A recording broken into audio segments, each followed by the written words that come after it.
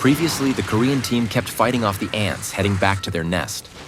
Mr. Beck asked Choi to crank up his attack, but Choi warned that if he did, they'd probably run out of oxygen in that place, and all the Korean hunters could do was rely on Choi's fire attacks to get out of this mess.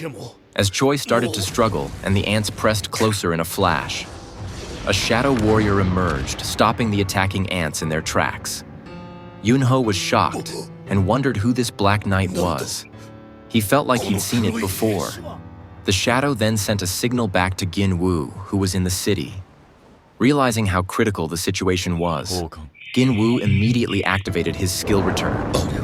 Meanwhile, a cameraman freaked out as two huge ants charged straight for him.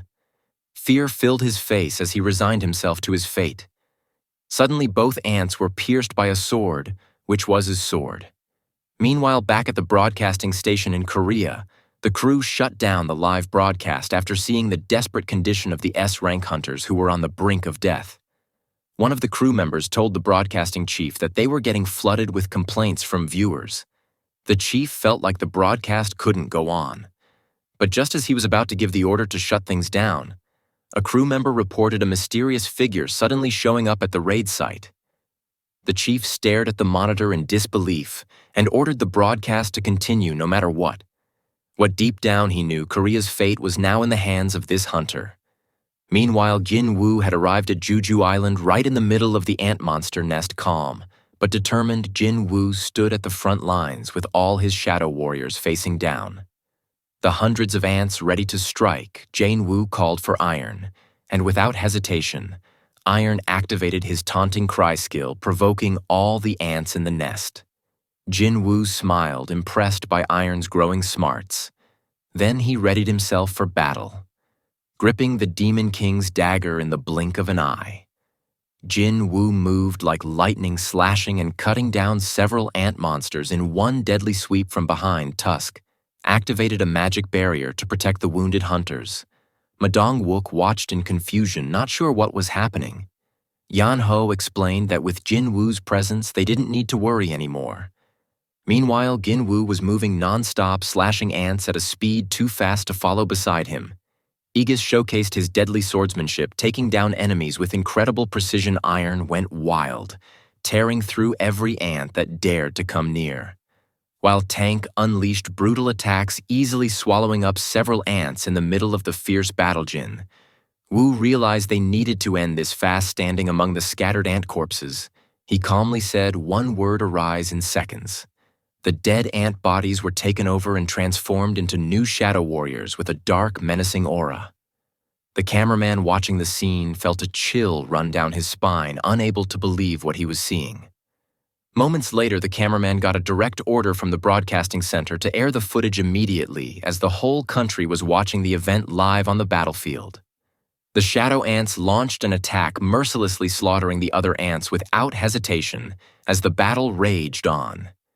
Jin Woo approached the injured hunters and handed out potions to heal them. The hunters were bewildered, shocked to see their wounds disappear, as if what had just happened was beyond their understanding. Jin Woo then checked on Hunter Cha's condition, while Madong Wook looked worried because Cha was still unconscious. Jin Woo stated that Cha was in critical condition and his current power wasn't enough to heal him. With the ant nest temporarily cleared, Jin Woo ordered the hunters to leave before more ants swarmed in. Suddenly, Jin Woo felt a terrifying aura from a new monster ant entering the nest.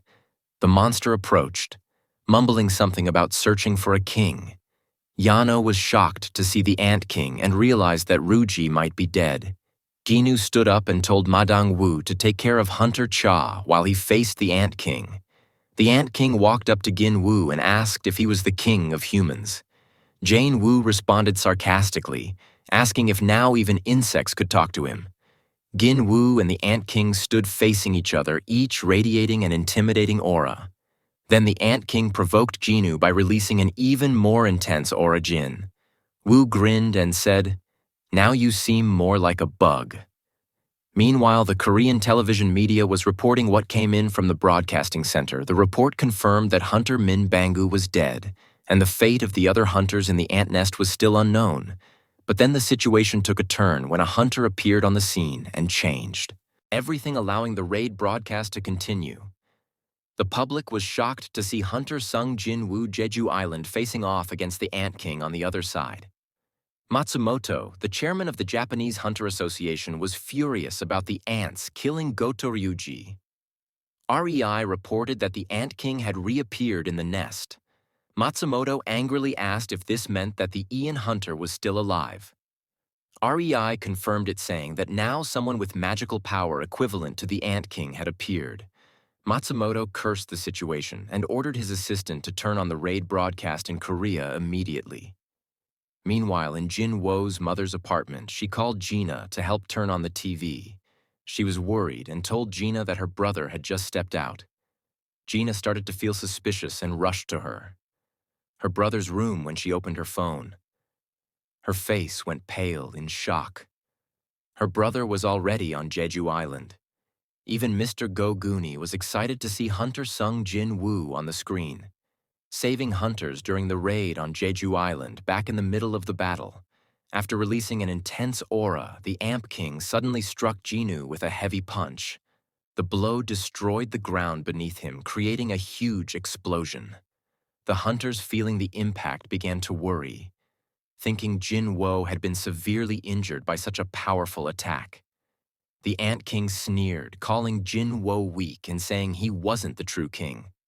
However, as the smoke slowly cleared, Jin-woo stood tall, completely unscathed. The hunters were stunned. They couldn't believe Jin-woo had survived that brutal attack without a scratch. Jin-woo immediately counterattacked using his Dominator touch skill. He pulled the Ant King toward him in a flash. Jin-woo slammed his fist into the Ant King's face, sending the creature flying into a cave wall. The hunters couldn't believe their eyes. They wondered how a mage like Jin-woo could possess such physical strength. Even though the Ant King was thrown back, he quickly got up and attacked again. Ant King struck with both arms, but Jin-woo calmly blocked. Using his left arm, the impact shattered the ground beneath them. Jin-woo retaliated instantly, but was hit at the same time. They hit each other on the head, creating a huge energy wave around them. Even the cameraman almost fainted from the energy wave. The break on his head armor got Ant King's attention, and he was curious about this human. But Jin-woo didn't give him a chance to think and hit him with another powerful punch. Ant King hit back with his own fist. The two punches collided with a tremendous crash, creating a massive energy wave that sent them flying in opposite directions. And King was surprised he couldn't believe his detective armor had cracked from Jin-woo's blow. But before the Ant King could think any further, Jin-woo quickly got close and hit him hard in the stomach. Ant King immediately went on the offensive, firing a mouth attack that scratched Jin-woo's cheek. Jin-woo immediately backed off to keep his distance, but then suddenly fell to his knees, realizing he'd been poisoned. Ant King said it was a paralyzing poison he got from a poisonous snail, and he'd made it more deadly by using his magic. He was sure the human in front of him would be dead by now. The scene shifts to the Japanese team in the ruins of Jeju Island. Hasino, trembling, admitted Ant King was unbeatable even for Goto Ryuji. Frustrated, Kan scoffs at Hino's weakness and decides it's best to leave. Worried they'll run into more trouble if they stay any longer. As a helicopter approached to evacuate them, the scene returned to the ant nest, where Ant King went up to Jin-woo, who was paralyzed from the poison, and delivered a final blow to finish him off. But in an instant, Jin-woo caught Ant King's attack with his hand, encountered with a crushing punch that sent the giant creature flying into the wall. A system notification popped up. Poison cure has been completed. That meant the poison in Jin-woo's body had been totally neutralized. He could see that Ant King seemed agitated and cornered by the situation. Despite the advantage, Jin-woo's thoughts turned to Hunter Cha's worsening condition. He knows he needs to finish this fight quickly before it's too late with lightning speed. Jin-woo darts toward the Ant King and delivers an aerial kick. The ground shatters under the impact, but the Ant King narrowly dodges by jumping into the air. The Ant King mutters to himself that his poison has no effect and that physical strength is useless against this human. He realizes that speed is the only way he can win. The Ant King boosts all of his stats into agility. His body becomes leaner and deadly claws extend from his hands, glowing with a menacing aura. Jin Woo calmly draws his Demon King dagger. They stare each other down, preparing for the next round. The Ant King strikes first, moving at an incredible speed, but Jin Woo deftly dodges and counters with a strike from his dagger. However, the Ant King blocks the attack with his claws, and the Ant King knocks Jin Woo into a wall. But Jin Woo quickly uses the wall to propel himself back into the fight. They continue exchanging strikes so fast that it's almost impossible to keep up. The Ant King is shocked to realize that Jin Woo not only matches his speed, but is even faster than him. Meanwhile, Jin Woo thinks to himself that this ant might be on par with the Demon Monarch, or maybe even stronger, despite that he's confident that his dagger will only grow stronger after defeating this foe. Jin Woo delivers a flurry of slashes breaking through the Ant King's armor, and claws, seeing an opportunity, Jin Woo decides to end the fight. Activating his Vital Strike skill, he attacks all the Ant King's vital areas with pinpoint precision. A system notification popped up. Vital Strike skill has been upgraded to Mutilate level max. Jin Woo is surprised by the upgrade in the middle of the battle, but it only strengthens his resolve to finish this quickly. The Ant King attempts to flee, but Jin Woo isn't going to let him get away. He pursues the Ant King at lightning speed, activating the Mutilate skill. A barrage of slashes rains down on the Ant King's body from all directions, cutting off one of his arms. The Ant King tries to retaliate with his claws, but Jin Woo expertly dodges and maintains control of the fight. The Ant King, now cornered, wonders if he'll actually lose to a human. In his mind, there's still one way to turn the tide. He quickly releases a wave of magic energy to summon his ant army in the blink of an eye. Thousands of soldier ants fill the battlefield. The Ant King challenges Jin Woo with this move, as if asking what he'll do now. But Jin Woo just smiles and says one word: "Go forth instantly." Jin Woo's shadow expands, and one by one his shadow minions appear behind him, ready to face the incoming army of ants. The Ant King is taken aback by this sight. Without a word, the two forces charge at each other. Igris, wielding his sword, slices through the ants in front of him, while the High Orc generals tear into them with BR efficiency. Jin Woo orders Tusk to eliminate all the ants with his fire magic before Tusk can act. Jin Woo sternly warns him to only target the ants. If any humans are hurt by his attacks, Jin Woo won't summon him again. Tusk understands the command and activates his hum of giant skill, transforming into a massive giant with his enlarged body. Tusk activates the Hymn of Fire Dragon in an instant. He unleashes a huge, devastating blast of fire aimed directly at the ant. The attack is so powerful, it even pierces through the volcanic mountain where the ants have made their nest. The hunters couldn't believe their eyes. They think Jin Woo looks like a demon king descending to Earth. The fire attack consumes the entire ant army, leaving only the Ant King behind. Frustration fills the Ant King since his birth. He has always believed he was destined to be the strongest and endlessly evolving predator. He's devoured everything in his path, standing at the top of the food chain, and sees himself as a true monarch. But his view changes when Jin Woo steps through the smoke. Fear starts to grip him in a panic. He decides his only option is to flee, activating healing magic to restore his condition. He takes off into the air, attempting to escape, but Jin Woo isn't having it. He activates his Dominator touch skill and slams the Ant King hard into the ground, standing before him. Jin Woo prepares to deliver judgment. The Ant King, powerless, still tries to crawl away, but Jin Woo has already decided. How this ends: he jumps into the air, activates Mutilate, and unleashes a series of strikes that rain down on the Ant King's body, ending his life in an instant. A system notification popped up. You defeated the enemy. You leveled up after the fight was over. Yano approached Jin Woo and explained that Hunter Cha's condition was critical. Jin Woo quickly checked and realized he had already wasted too much time. He needed to find a hunter healer immediately. Shadow Exchange was still on cooldown, and while he could get to the city quickly by riding Kaijel, there was a real risk that Hunter Cha wouldn't survive long enough. Suddenly, something clicked in Jin Woo's mind. He turned to the cameraman and asked him to shut off the camera for a moment. At first, the cameraman refused. It was a live broadcast after all, but something in Jin Woo's tone made him hesitate. Jin Woo then ordered his shadow warriors to search for Hunter Min Byung-gyu's body. It didn't take long. One of the High Orc shadow generals returned, carrying the lifeless form of Min Bangu Jin. Woo scanned the body, grimacing when he noticed that the Ant King had likely devoured the head. Doubt crept in. Will this even work? But just then a notification popped up. Shadow extraction can be used on this target. Yunho, clearly confused, asked Jin Woo what he was doing with Byung-gyu's body. Jin Woo ignored him, stepping closer to the corpse. He uttered a single word, "Arise." A dark shadow began to creep out of Min Byung-gyu's body, but then a notification interrupted. You failed to extract the shadow, Jin. Woo frowned and tried again, but the result was the same. It didn't make sense with his summoning skill at this level. It should have worked easily, yet it felt as if Min Byung-gyu's spirit was resisting and refusing to be summoned Jin.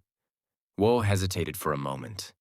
He knew this looked demonic, like something evil trying to summon the dead. But someone's life was on the line. He had to save Hunter. Cha gritting his teeth, he tried once more, "Arise" this time. The corpse reacted. A dense black shadow enveloped Min Byung-gyu's body. Yano shouted angrily, demanding an explanation for what Jin Woo was doing to Byung-gyu's remains, but his anger quickly turned into shock as Byung-gyu's body began to rise. Min Byung-gyu had become a shadow warrior. The other hunters froze in place, stunned and a little terrified by the sheer power that defied all logic without any orders. Shadow Min Byung-gyu began moving toward Hunter. Cha calmly, he activated his healing magic, saving her life.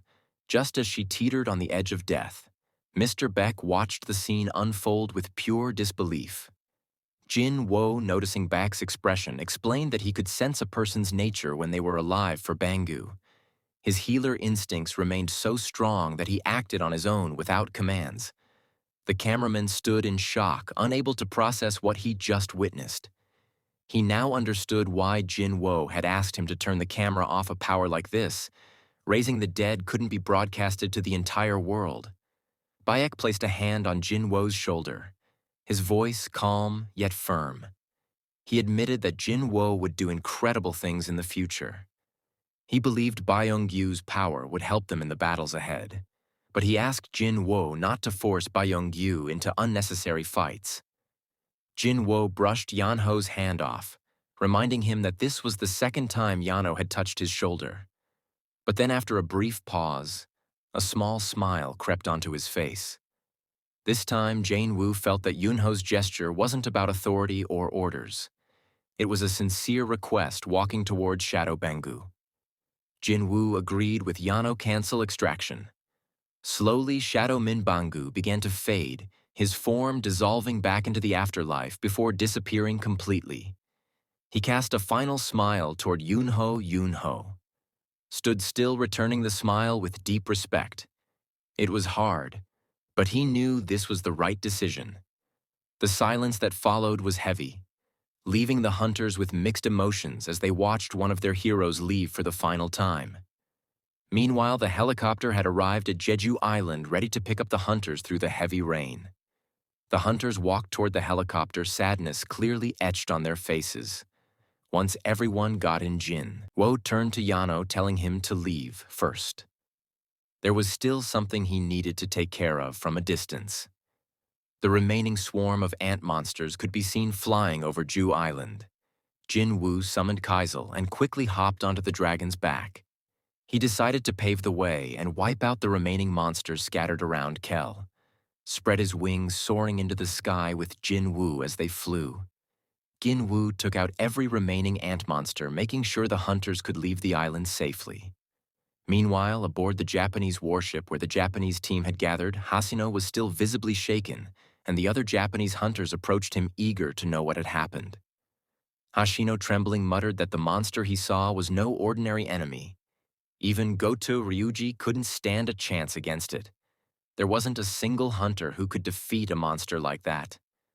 Sugimoto stepped into calm Hino, telling him that the raid on Jew Island was over. Hino's eyes widened in disbelief. It sounded impossible, Sugimoto. Then recalled Rui's words about a powerful hunter from Korea. He began to wonder if Esgin Wu was the one who had defeated that monster. Suddenly, a crew member reported that a swarm of ants had been detected near the ship, and the hunters were immediately ordered to prepare for battle. Meanwhile, Jin Wo returned to the ant nest to clean up the remaining monsters. The shadow mages cast fire magic, instantly burning the unhatched ant eggs inside the nest. Jin Wu felt both surprised and lucky. Even by destroying unhatched eggs, he was still earning extra experience points opening his inventory system. He retrieved the Demon King Lo. Long sword, an incredible weapon he had acquired from the Demon King with the sword in hand. Jin Wu gave it a try, his first swing. Unleashed a crackling bolt of lightning that shook the ground. Amazed by the sword's power, he thought it would be a waste to just leave it sitting in his inventory. Jin Wu decided to use the sword to clear out the remaining ant eggs in the nest. The scene then jumped to the United States, where Michael Corner and David Brennan, the director of the American Hunter Bureau, were watching a replay of the Jeju Island raid. Michael commented on how extraordinary it was for a hunter to control hundreds of creatures. Thought it was a shame he came from such a small country like Korea. David stared at the screen intently before sharply asking Michael what else he knew about this hunter. Michael handed him a file explaining that the fire incident involving Sangil Huan was connected to Ji Woo's son Il Huan had been found alive in an Ankh dungeon. Although he claimed to be a Korean hunter, there were doubts about whether he was human or a monster. Further investigation revealed that Gin Woo was his son David looked stunned. He realized this was a rare opportunity to recruit someone like him, even if it risked straining relations between the US and Korea, especially after America had successfully recruited Dong. Still, a hunter like Gin Woo was worth fighting for, no matter the cost. David then asked Michael if he was capable of handling the task that concludes this episode. Thank you for watching. Peace.